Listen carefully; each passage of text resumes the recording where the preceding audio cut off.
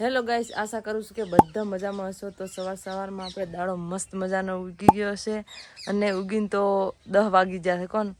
અને આપણે આજે જવાનું છે ગમત્રે. તો હજી નાયા ધોયા વગર ફરવાના છે. આ બાદ હીટરમાં પાણી ગરમ મેળ દીધું છે અને આ બાદ બાથરૂમમાં હવે દોડીએ મેલે પડશે. આપણે હવે નાવા ધોવાનું છે અને નાવાની તો એટલી આળસ થાય રહી છે ને કે વાત જ જવા દો. કારણ કે અત્યારે પાણી તો એટલું ઠંડુ આવશે ને તે આજો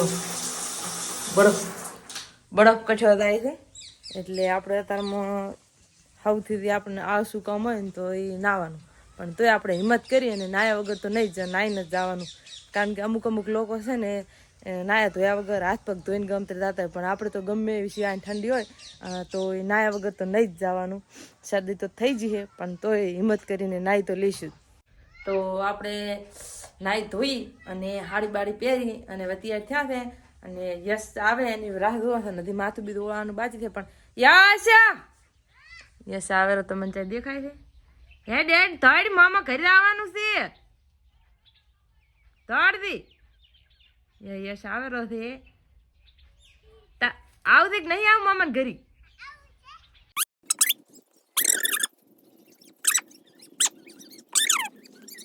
અહીંયા કેટલા દાડા રહેવું છે તારે?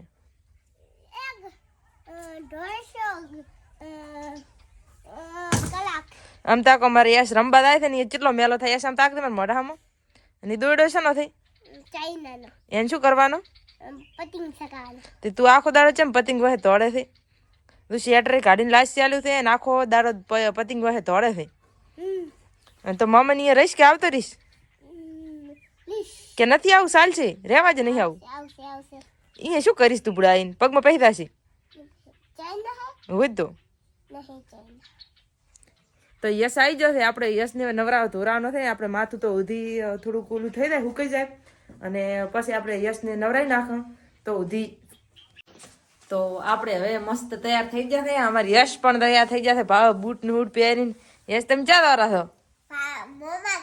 હે મમ્મા ઘર દ્વારા છો? હેડે તાર હવે આપણે માતાએ પછી લાજી અને ફટાફટ ને એકદમ ભલું કરી દે માતા દે તું હવનું ભલું કરી દે માં. તો આપણે માતાએ પછી લાજી અને હવે આપણે ઘરથી નીકળી જવા. તો આપણે ઘરથી હવે નીકળી જવા અને ઘરથી જતો હતો તો આ ભેંસા બી નજર લાશે. તો એક વસ્તુ તમને બતાવું.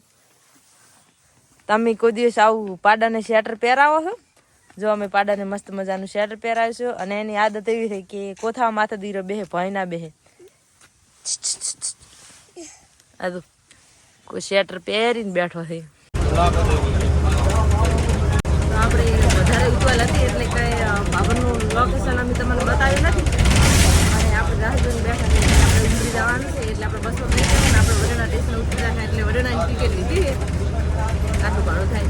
તો હવે આપણે વડોદરા પહોંચી જશું અને ભાભરનું ને એમાં સ્ટેશનનું ને વિડીયોમાં લેવાનું નહીં. કારણ કે આપણે પાસે હતા થેલા અને એક બાદ પકડવાનો તો યશ ને.